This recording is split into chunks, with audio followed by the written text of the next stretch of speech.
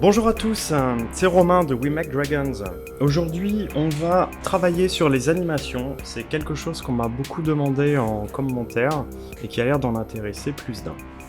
Alors, on va travailler à partir d'un modèle 3D qui représente un drone et on va s'amuser à voir comment faire des rotations des hélices, comment faire des translations. Pour résumer, on va voir tous les outils qui vont vous être utiles pour réaliser des éclatés sous forme d'animation. Allez, c'est parti.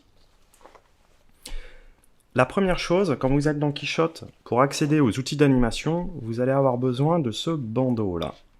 Dans ce bandeau, vous avez l'icône animation. Si toutefois vous n'avez pas le bandeau, sachez que vous pouvez le retrouver ici. Barre d'outils, raccourci T. Voilà.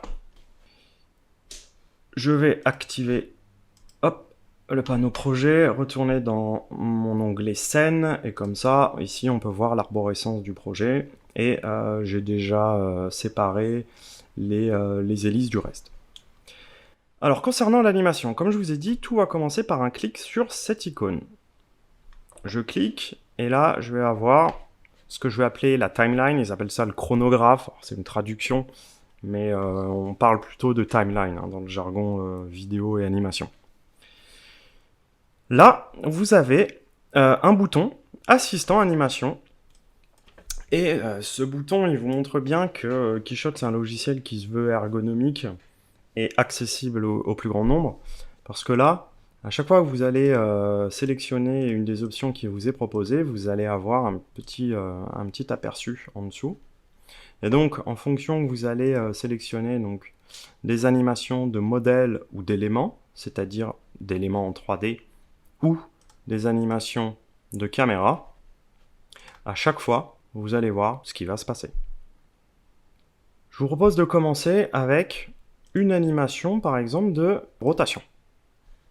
Je sélectionne rotation, donc rotation d'un élément ou d'un modèle, suivant, et là, je vais pouvoir aller sélectionner dans mon arborescence directement ce que je veux animer.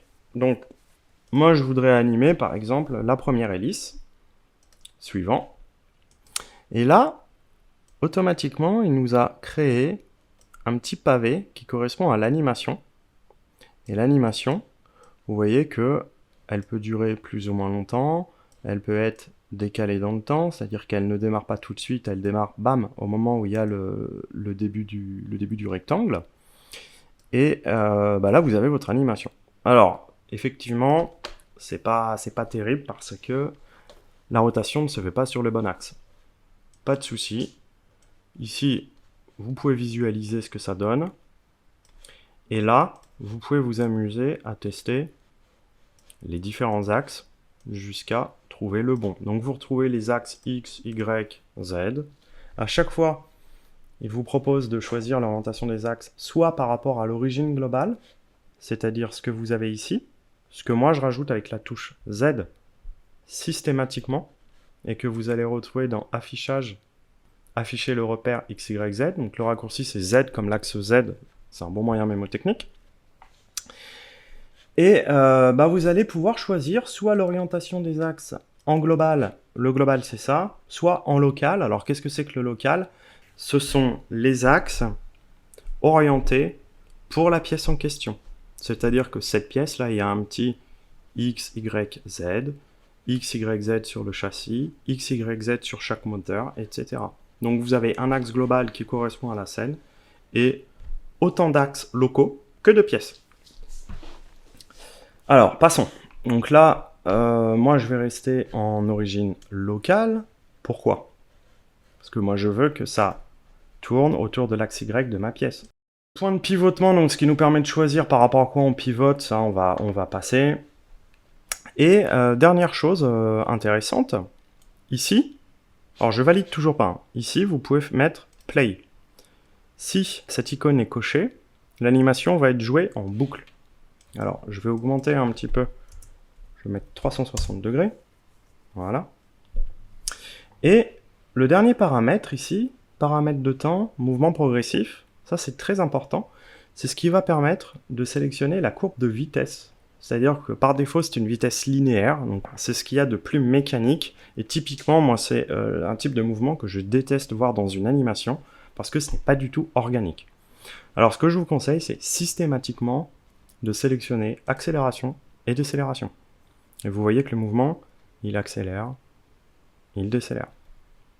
Vous avez une quatrième option qui s'appelle personnaliser, qui vous permet là, vous-même, de faire votre courbe de sélection, donc pour gérer vos accélérations, vos décélérations, etc. exactement comme vous le voulez, quoi.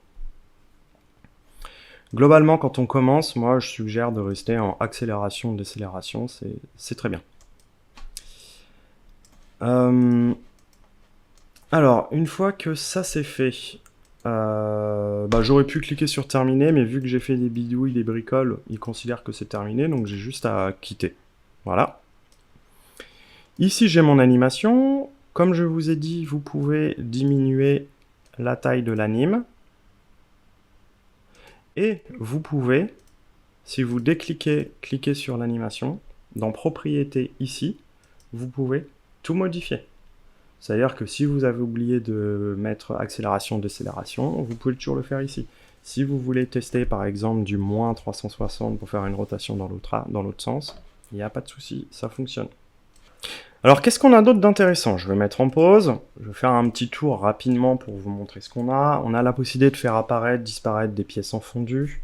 On a la possibilité de faire des translations de nos pièces. Alors ça c'est intéressant, par exemple, si je vais prendre la même hélice, clac, vous voyez, il m'a rajouté une deuxième ligne, hélice, translation, mon animation. Et alors là, on ne voit pas hein, qu'il y a une animation parce que la valeur de 1, elle est trop faible. On va se mettre à 10, ouais. Oui, 10, vous voyez. Donc là, on a l'animation de rotation, l'animation de translation. Je peux jouer sur le timing de l'une et de l'autre pour obtenir le résultat qui me convient. Enfin voilà quoi. Je clique sur terminer. Si je m'aperçois que je dois modifier, je déclique, je clique. Ici, je peux aller tout modifier. Vous voyez ce que vous avez ici dans Propriétés. C'est la même chose que ce qu'on a quand on va ici et qu'on lance l'animation pour la première fois. Alors, qu'est-ce qu'il y a d'autre d'intéressant? On a table tournante. En gros, ça va faire tourner votre objet sur lui-même, donc l'intégralité de l'objet. Donc, c'est comme si notre objet était sur un plateau qui tournait. Le fondu, image clé, je ne vais pas vous en parler, c'est un petit peu complexe. Je pense que ça fera l'objet d'une vidéo dédiée. Et vous avez surtout donc, tout ce qui est animation de caméra, avec les animations les plus utiles quand on débute, qui sont orbitales. La caméra va faire le tour autour de l'équateur, on va dire. Il va y avoir aussi le zoom, le chariot. Donc le zoom, la caméra ne bouge pas, mais c'est l'objectif qui zoome. Le chariot, c'est la caméra qui se rapproche. Vous pouvez animer la profondeur de champ aussi pour faire des effets de flou d'arrière-plan, flou de premier plan, etc. progressif. Chemin, je ne vais pas vous en parler, c'est un peu l'équivalent de image clé, c'est un peu poussé, donc là on n'aura pas le temps. Et événement de commutation aussi, je vous en parlerai dans une autre vidéo. Inclinaison latérale, pas très intéressant, c'est assez rare de l'utiliser. Et globalement, ce qu'on va utiliser le plus, ça va être orbital, chariot et inclinaison. Voilà. Alors moi, je vais faire un petit orbital, par exemple. Voilà. Je n'ai pas créé de caméra, donc il me demande d'ajouter une caméra. Next.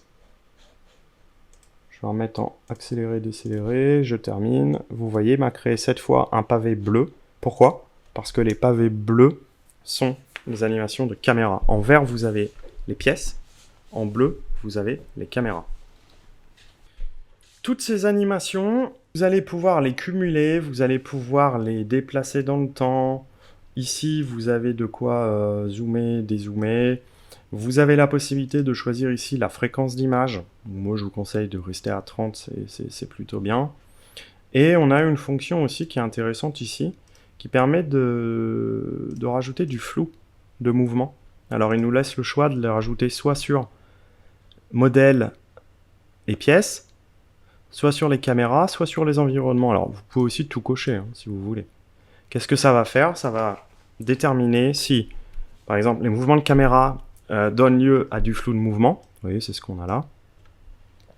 Si les mouvements de pièces, du coup, vont flouter la pièce en mouvement, etc. Enfin, c'est typiquement ce qui peut rajouter un petit peu de réalisme, un petit peu de dynamisme dans vos animations. Je pense avoir fait le tour des bases pour l'animation.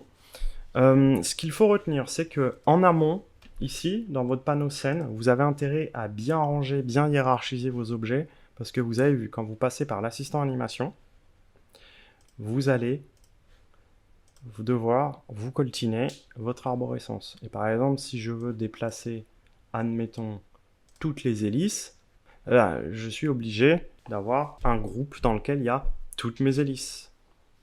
Je pense avoir fait le tour là-dessus. Au niveau du rendu, la seule chose que je vais vous dire là dans cette vidéo, c'est que vous pouvez passer ici un petit clic sur animation.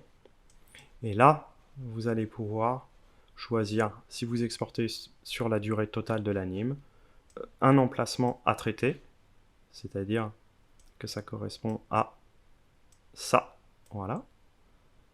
Le petit point d'entrée, le petit point de sortie. Tac. Ou sinon, une plage d'images, bon, ça c'est particulier. Hein. Voilà. En général, soit emplacement à traiter, avec ça, ce qu'on appelle les points d'entrée, les points de sortie, soit durée totale, et comme ça, vous vous embêtez pas, ça part de 0 jusqu'à la dernière animation, etc. Voilà, si vous avez des questions, n'hésitez pas à intervenir en commentaire. Il se passe de plus en plus d'interactions en commentaire, et ça c'est assez cool, c'est assez sympa. Moi de mon côté, je vais vous préparer une vidéo un petit peu plus poussée sur les animations dont je vous ai parlé là, mais où je vous ai dit oui, c'est un peu particulier, on le verra à part. Et comme ça permet de décomposer en plusieurs vidéos les différentes techniques d'animation dans Quichotte. Je vous remercie pour votre patience, pour votre écoute. Je vous souhaite une très bonne fin de journée. Je vous dis à bientôt pour un nouveau tuto avec We Make Dragons.